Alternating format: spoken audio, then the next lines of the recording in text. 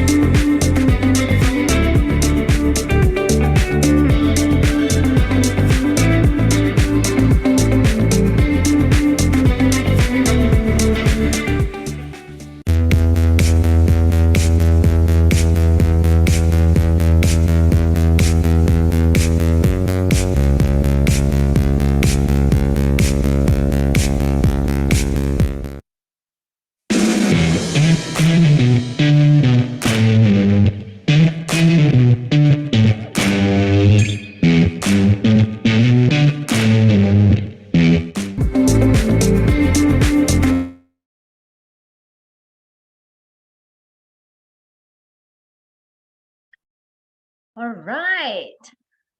Can you guys see me?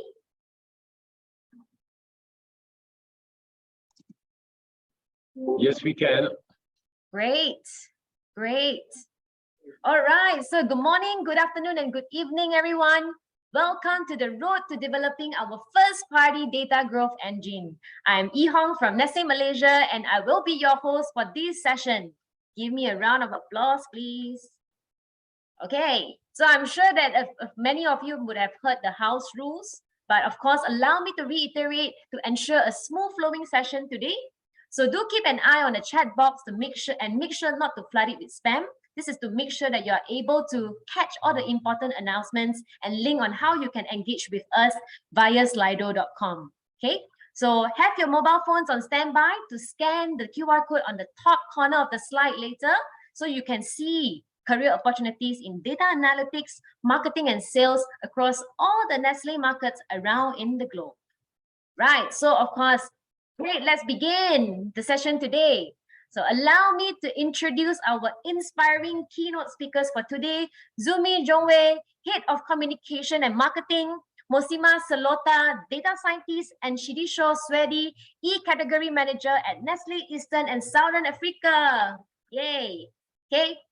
Zumi presents a broad and classical background in marketing and business management with 16 years of working experience in South Africa and abroad. Mosima Selota is a fully acquainted professional with demonstrated experience in program and project management, big data science, digital lot, and many, many more. As for Shidisho, with over 15 years of experience, he is currently leading the growth marketing and digital strategies to support organizations' health tech portfolio across South Africa, Kenya, Nigeria, and Ghana. I'm so excited to learn from our amazing speakers about the journey to building our very own data growth engine. So with that, we have Zumi, Mosima, and Shidisho. The floor is yours. Thank you, Ihong. That's fantastic introduction. Shall I share my screen now? Sure. Over to you. Fantastic.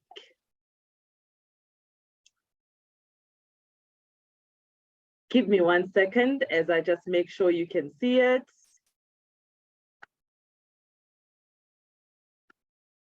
How is that, Ihong?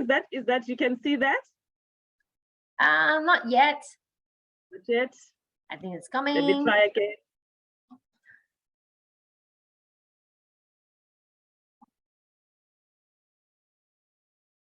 And share.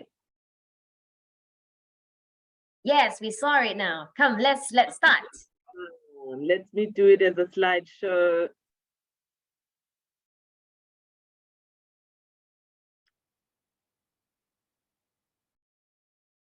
Oh, good. Oh, let me swap. Fantastic. There you go. That's working. Perfect. Good. So, habari, sanbonani, hello from the southern tip of Africa. As Ihong has already introduced us, my name is Zumi, and we're very excited to be here today with my two digital ninjas to talk to you about our journey to building our data growth engine. I hope you're as excited as we are, and we look forward to getting any of your questions at the end of the presentation. So today, my team and I will take you through where we are in establishing this data growth engine in service of establishing Nestlé East and Southern Africa as a relevant, trusted, and future-fit brand that is a preferred choice of our consumers, because that is indeed our ambition.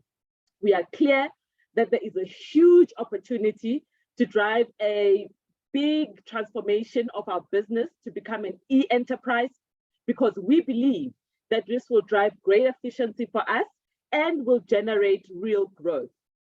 So our priorities are really, really clear, and I'm going to go through them very quickly today before I hand over to Mosima. Data, as you know, is a big growth engine for our business. The reason this is so important, of course, is because of all these seismic changes that are happening when it comes to the removal of cookies the data privacy and new privacy laws, and of course, the unending changes in the tech environment. We want to accelerate our first-party data acquisition over the next 3 years in order for us to get to, oh, I just had, can you still see my screen? I've just had some electricity challenges. Can you still see my screen? Ah, fantastic. Good. We have a big target we've set ourselves that we want to get to acquisition of 13 million consumers on our database. Today, we're sitting at around 2.5 million. And so we've set ourselves a big stretching target. But we are convinced that this is the right thing to do and that this will really add value to our business. The second big priority. Sorry, Zumi, yes, we are on the presenter mode. So can you change the display, please?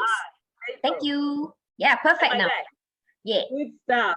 Okay, good. We're dealing with electricity and load shedding in South Africa. The second big priority for us is really accelerating our growth on e-commerce. We've had some fantastic outcomes over the last 2 years. You know, similar to global stats, we see online purchases in South Africa growing 66 to 70% year on year. We see shopper behavior adjusting to this phenomenon. And we are very focused on driving our brand choice at the right time, in the right place, with the right messaging in our e-commerce strategy. And over the last 2 years, we have more than tripled our sales on e-commerce. And guess what? We're just getting started. The third pillar is how we improve all the work we're doing on driving our impactful content, meaning that we're wanting to create content that is really going to be meaningful to our consumers, that's going to talk to their brand passion points, that is going to allow us to be the brand that is converted to when we drive them down that funnel of conversion. And of course, finally, most exciting for marketers in our business is improving and accelerating our capability building to becoming the best marketers in East and Southern Africa, bar none. So that is really the priorities that we are focused on here. But for the purpose of today, we are just going to take you through the work we are doing on data as a growth engine. And so I'm going to hand over to Mosima, who's going to talk about the wonderful work he's doing around really bringing and building our data governance framework and why this is so important. Over to you, Mosima. Thank you so much, Zumi. Hi, everyone. Sorry, there's a bit of an echo. Hi, everyone. My name is Mosima Selota, and I'm here to cover our data growth engine and the data governance around it, more so from a data quality perspective and focusing on external or first-party data. So the objective is to really ensure that we're not only compliant, but we are also able to provide accurate and complete first-party data so that data trust is actually institutionalized within our market. So our data quality framework, as you can see it, actually, just to summarize it, is start with the data suppliers, which could be either retailers or consumers. So what data suppliers do, they actually provide input to our data processes, which are actually enabled by our technology platform to produce output for our stakeholders so that they can make informed data-driven decisions. So this is actually done with the right controls in place to measure compliance and create value for our business stakeholders. So on the next slide is really a couple of examples in terms of each component. I mean, starting with the suppliers, I spoke about external data from retailers and consumers, but also our suppliers could be at the internal, be our sell-in data. We also have our inputs, which actually talk to sell-out data from retailers. So at the moment, we've got about 72 to 75% coverage of sell-out data, which we're getting directly from the retailers. And also the first-party data, which comes from Facebook, brand website, PWA, etc. From a technology and process perspective, our key data technology platform are really smart data and data bank. I'll actually touch more on those two in the next couple of slides. From an output perspective, we're really looking at reading our own internal market share, but also we want to drive personalization at scale from a first-party data perspective, and so that we can be able to support our NIM, which is our internal customer, but also engage with our shoppers and have productive and meaningful conversation with our retailers as well. From a control perspective, we're not really looking at regulatory compliance, but we're also looking at taking governance where every campaign is actually linked to a brand code so that we can actually harmonize the data in the back end and report accurately. But we also, especially from a retailer perspective, we're also doing using AI and machine learning to do automatic product matching. I mean, the data as it comes from retailers, it's structured differently. The naming convention is not the same, but using AI and machine learning, we're able to harmonize it, make sure that we report from the same view. And in terms of the measures, we do have a dashboard that actually shows the consumer acquisition storyboard. We also have a data quality dashboard that actually shows in terms of the quality of the data for each data set across the different platforms. And finally, from a value perspective, we're looking at providing audience targeting using data signals, and also increasing upselling and cross-selling opportunities. So with that, just to delve deeper in the next slide on the smart data project, which is really our first-party data engine. So the smart data actually consolidate consumer data across different channels into a centralized, compliant environment. So basically what we're looking at is data from USSD, data from your offline channels, your digital media channels, your KM or SEP gear. So from a single point of entry, we're actually able to track and measure our first-party consumer acquisition story. And this can actually be done by a source. You can check from Facebook, you can check from Google Analytics, but you can also slice this by categories and also any other dimensions as actually is available in the data set. And I think my colleague Tsidiso is going to touch more on some of the use cases that we apply to actually extract that data. And the second part, which is actually on the next slide, is really our data bank. So data bank, actually, we're using this to actually acquire our second and third party data. So this, in essence, our market data lake. So we're going to play a short video that actually shows what data bank is about, and we hope you enjoy it.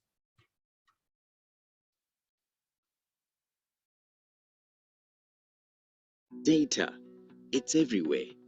Every click, view, purchase, and shipment. Data is created every second, everywhere. It could be consumers, sales teams, marketing, supply chain, or even social media. And all that data can help us build better insights and make informed decisions. But how do we use this data to make better business decisions when it is siloed, too complex, and stored in different systems, and often inaccessible to anyone but the data team? With disparate data sources, reporting and analysis are also done in silos, diminishing our ability to effectively provide insights, find correlations across multiple data sources, and provide cross-brand analytics. How can we work together to provide a consistent and reliable picture of what is happening across the business, irrespective of where the data is stored?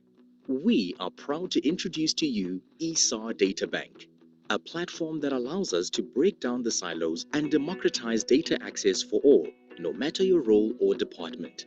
Data Bank makes it simple to view data across multiple sources from a single point of entry, allowing for a consistent view of the KPIs across different BUs.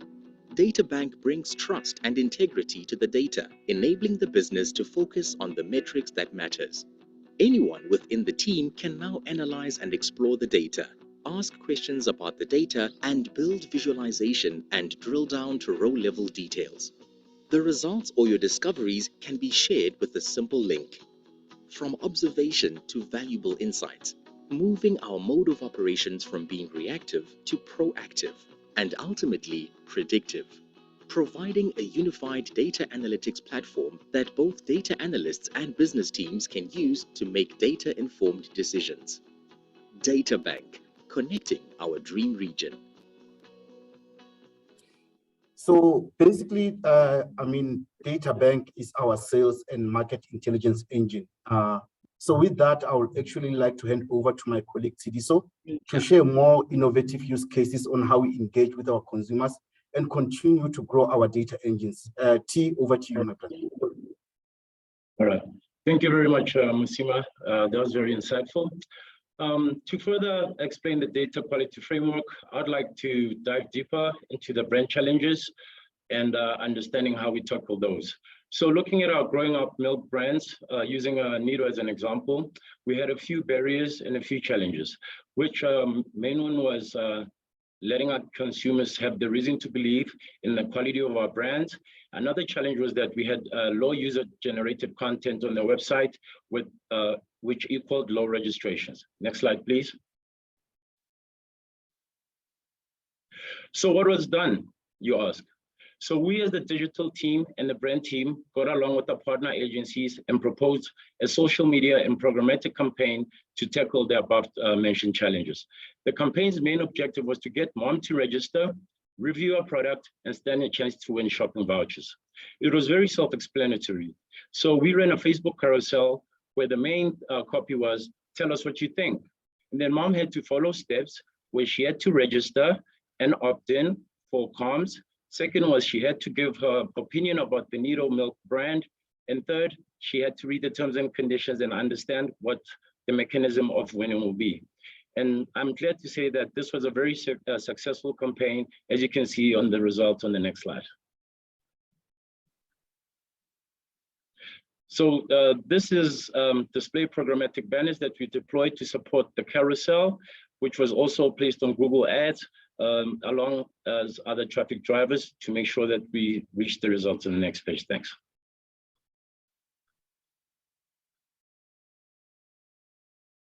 I'm glad to say that within the period of 17 days while the campaign was running, we managed to increase our page views by 213%, an increase in our registrations by 86%. We also saw a surge in sessions and registrations, and we ended up with a total of 183 ratings and reviews with over 4.5 stars, which means that our objectives was met. With that done, we solved our low user generated content, or UGC. We increased engagement and brand consideration by 70%. Hence, we started getting the conversation going online. Next slide, please, Zumi. Not only did we tackle the rating and reviews method, but we also explored gamification for our Nestlé for Healthier Kids website. The gamification method led to our team developing an app called Nestlé Belly Besties, which is a virtual friend that teaches your kids the benefits of eating a balanced diet, drinking water, moving regularly to stay fit and healthy. Combining healthy ingredients into healthy meals to feed your kids, Belly Bestie, whether it's fruit or veggies regularly. So the Belly Bestie app is an engaging app. And I'm glad to say that since the app launched last year, we had over 12,000 downloads, which is a lot of registrations from a first-party data and opt-in perspective, and over 10,000 full opt-ins. The video on the next slide will give you more context about how the Belly Besties campaign was rolled out. Next slide, please, Zumi. Thank you.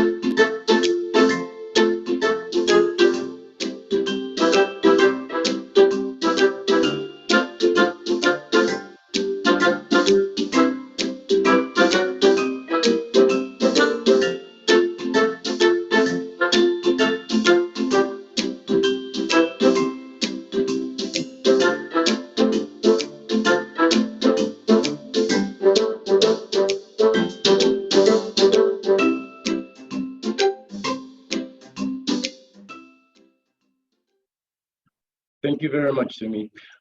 With all that being said, what is the future looking like for data acquisition for ESA 2023 Q4 and further?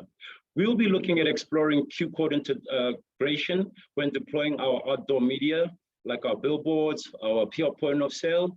We'll also be deploying our always-on CRM or customer relation management system to make sure that we keep our consumers engaged with the current information about our products, promotions, and any new developments as Nestlé. We'll also dive deeper and amplify our SMS and USSD mobile campaigns on an always-on level. Next slide, please, Zumi. What is also be nice is we will be exploring the WhatsApp chatbot acquisition method. So we will be deploying a WhatsApp API for our consumers where we can get to register, engage, get recipes, PDFs, or any content of that sort. And this WhatsApp will give us further engagement with our consumers, making sure that we have 24-hour engagement. We hear what the perception about our brand is and what the generic sentiment is about the Nestlé brand.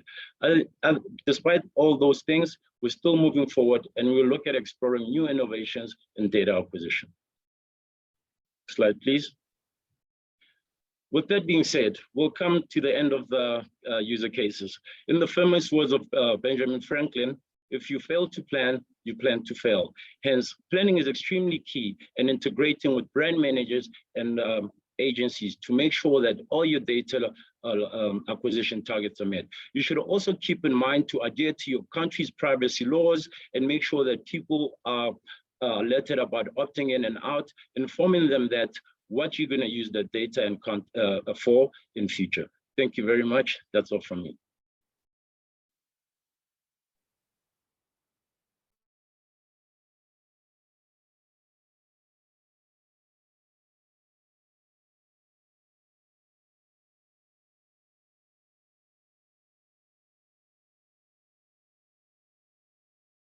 Oh, sorry. I realized that I'm on mute.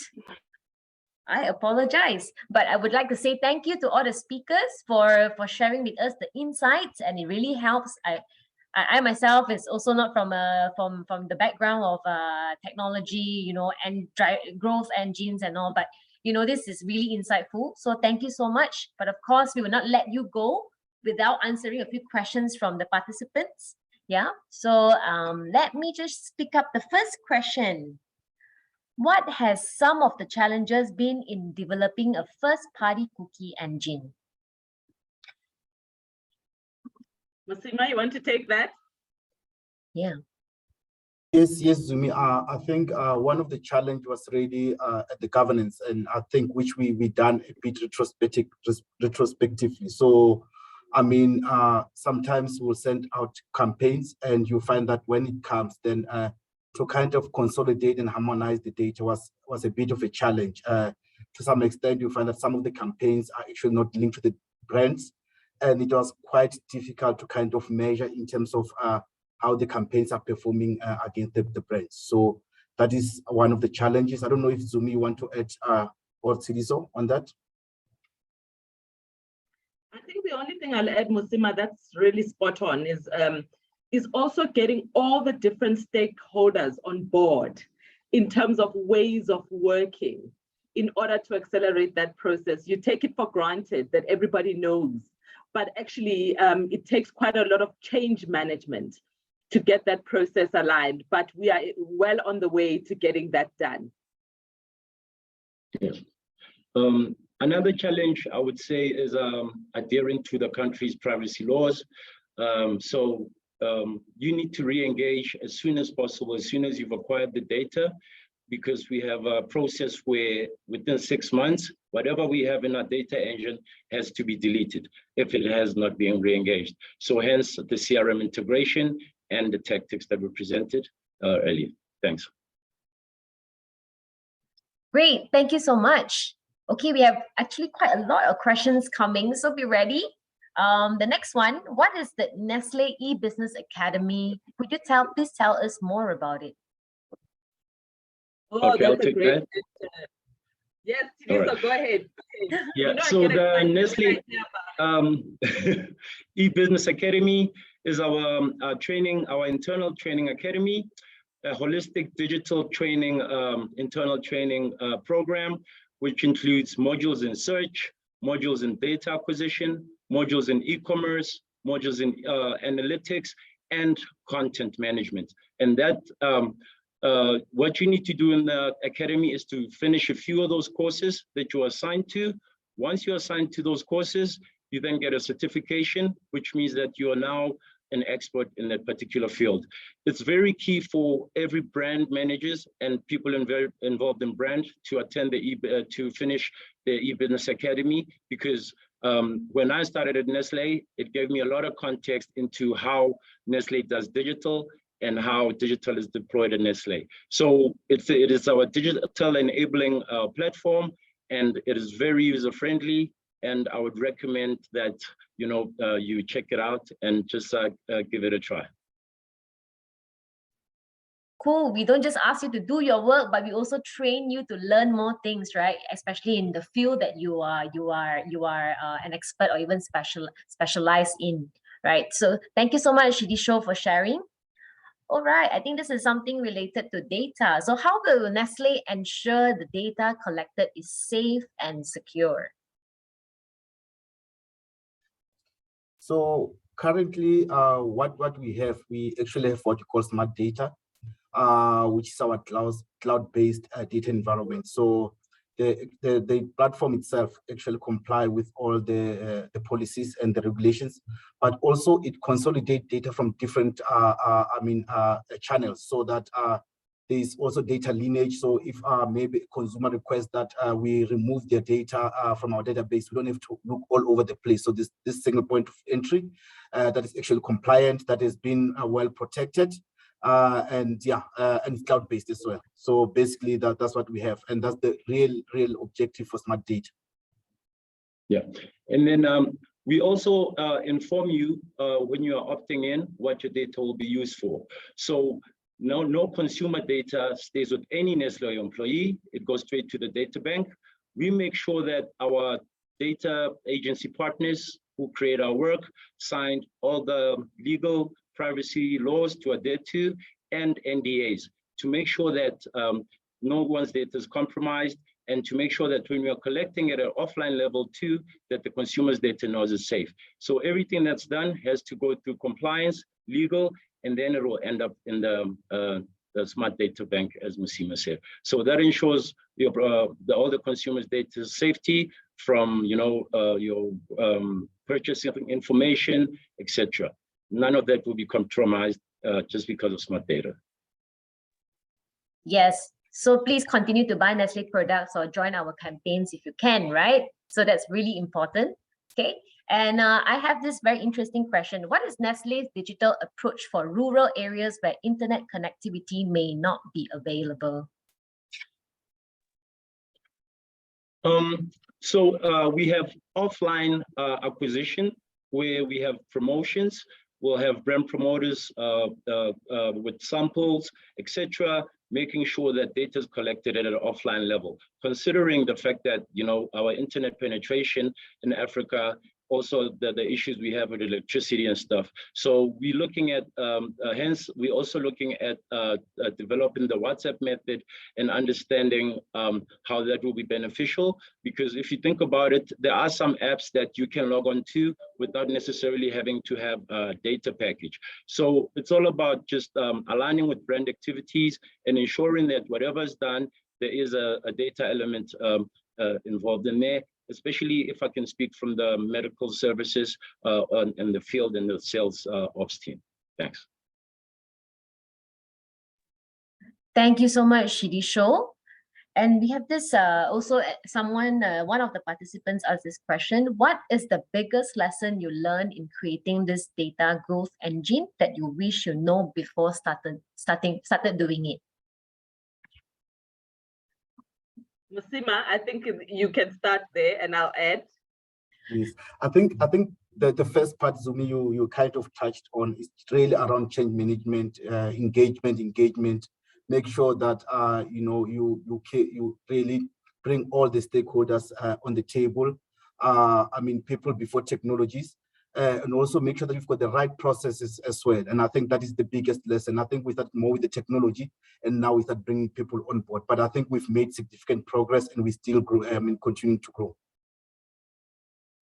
I agree with that, Mosima. And I would just add one other thing. I think if you can sell the value of the data to people and they see the impact on business growth, that is the most important thing. We don't do first-party data acquisition as an end in itself, but it is in service of growing the business. So we had to do quite a lot of persuasion and influencing around convincing different functions about what is the benefit for them of this work. And the moment people see the benefit, they are able to work backwards to see the requirement in order to get there. So start with the end in mind and then come back versus the other way around.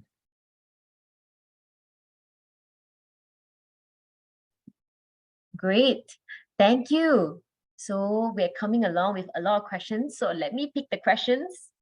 What is the most crucial part in the planning stage of data analytics, or rather building the growth, data growth engine? I'll take that. I think it is very key to align with your brand categories or business units in terms of understanding what the objective and usage for the data is.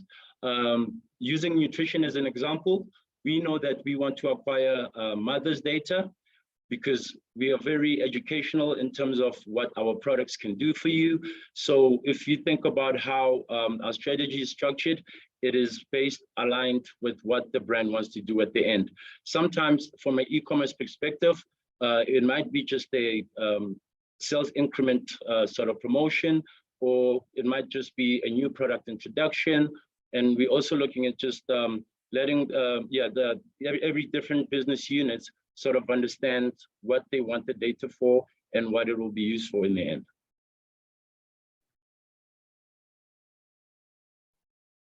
Okay. Mosima, would you also say there's a lot of partnerships involved and getting the right level of support? Yeah. Great. Can I add on to the questions? There's really a lot of questions for you guys. I think it's very, really good questions. Do you have any suggestion for people from other fields on entering data science industry? This is really interesting. It is indeed. I think traditionally, I mean, there was this understanding that, you know, to be in the data science field, you need to come from stats, maths, and more, you know, your technical background. But I think this is more evolved. I mean, we have what you call your citizen data scientists, that actually there are tools that are available that they can actually use to explore the data and report on. I mean, as an example here with Nestlé, I mean, we had a colleague of mine who come from a psychology background, and then they end up into data science. And now she's actually a head of data in one of the organizations outside Nestlé. So it shouldn't be limited by the fact that you don't have a stats math background. There are tools now, a whole lot of data science processes and what you call and visualization are actually automated. So basically, I think the biggest advice, have the domain knowledge.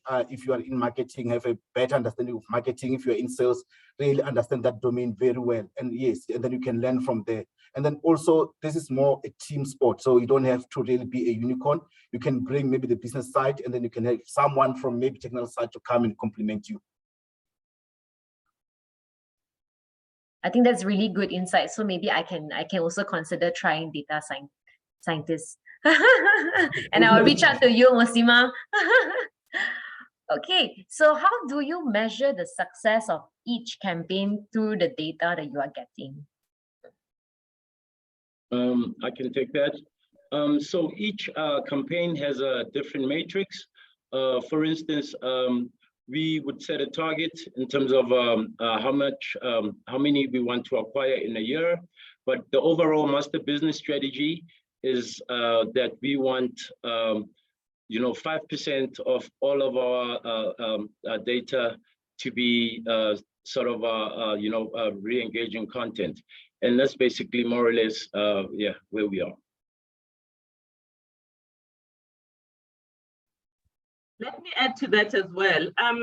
It depends on on what the brand objective is. So first party data in and of itself is really great if you can enrich it. That's one thing we do as an enabler.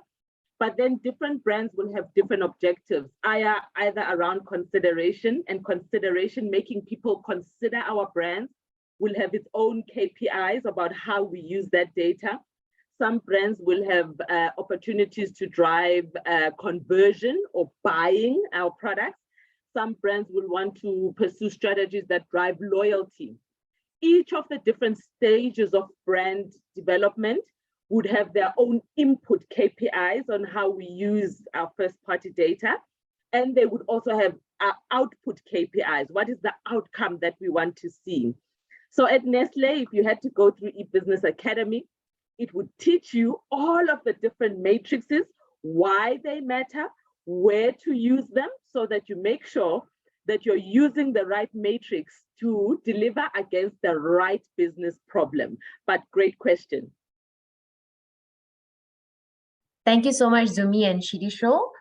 And there's one question. Due to data privacy laws, how does NIDO tackle the online challenge of reaching mothers with kids in a specific age group, like kids 4 to 6 years old, accurately? Suni, please repeat the question, how? Due to the data privacy laws, how does NIDO tackle the online challenge of reaching mothers with kids in a specific age group, like kids 4 to 6 years old, accurately? Okay, so what we do is, along with normal registration campaigns, we also run search party data acquisition, where you can acquire mothers through search, because the majority of our consumers are looking for information about their kids. So search is a very key channel on Google to make sure that the parents get all the information they need.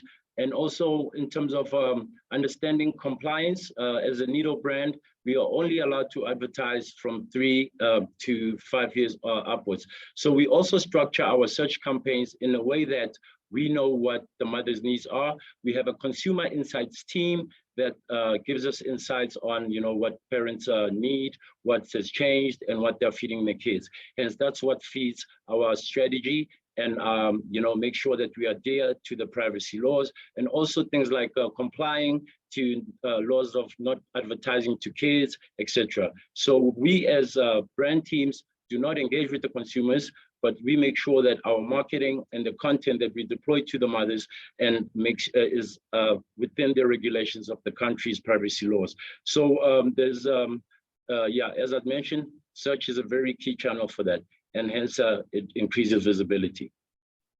Thanks. Great. That's the great use of technology and data, right? Instead of invading any privacy laws, which is really close to our hearts as a Nestlé employee, right? Okay. So one last question before we end our session. So we have this question: how often do you refresh your data? Every customer's milestones change over time. So we, okay, Mosima, I think you can go first. Oh, okay, not a problem. So basically what we have at the moment, because we kind of automate some of the data load. I mean, from a retailer perspective, we find like one retailer, Pick n Pay, they've got the data weekly, and we've got like your Spar that has got monthly. So we kind of automate and schedule our refresh.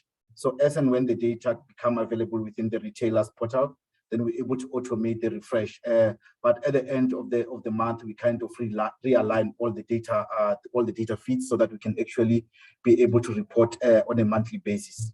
So yes, I think T, you can add this one. Yeah. We also have methods just to test our database to see who's dormant and who's still active. For instance, you'll have people who have changed phone numbers or emails. So there's an internal system to check on those processes. And also what we do is, just by law in South Africa, we are required to delete any data if it's not re-engaged, if we do not send any communication content to the consumers within a period of 6 months. So we have to adhere to the laws, and at the same time, just making sure that we are aligned with the brand data laws to make sure that we keep the data growth engine within the legal space, and making sure that we comply with the country's and Department of Health, etc. So that's that. Thanks. Great. Thank you so much to Zumi, Mosima, and Shidisho. Really, you have answered a lot of questions, and I'm sure the participants appreciate your time for answering their questions. And thank you for sharing all your experience with us. And a huge thank you to everyone who attends the session today. So we hope that you enjoy and you learn some great insights from our industry experts and feel inspired by their sharing. Okay, so don't forget to catch the next session by Neil Arora as he talks about the future of e-commerce. And so you surely don't want to miss it. So go to our chat box and just click on the link that is provided, and it will bring you directly to the next session. Or if you are still looking through the agenda, you can always join the session through the agenda page. Okay, and if there is any sessions that you missed out, so please don't panic, because the recordings will be up very soon. So for your personal recapping. Okay, so we are very, very happy, and thank you so much. We love to hear your thoughts about today's Nest Level session. So do put on your comments and tag us in LinkedIn with hashtag NestLevel2022. So thank you so much, everyone. We hope you have a wonderful day, and we'll see you in the next session. Thank you, everyone. See you. Thank you, everyone. Bye. Bye-bye.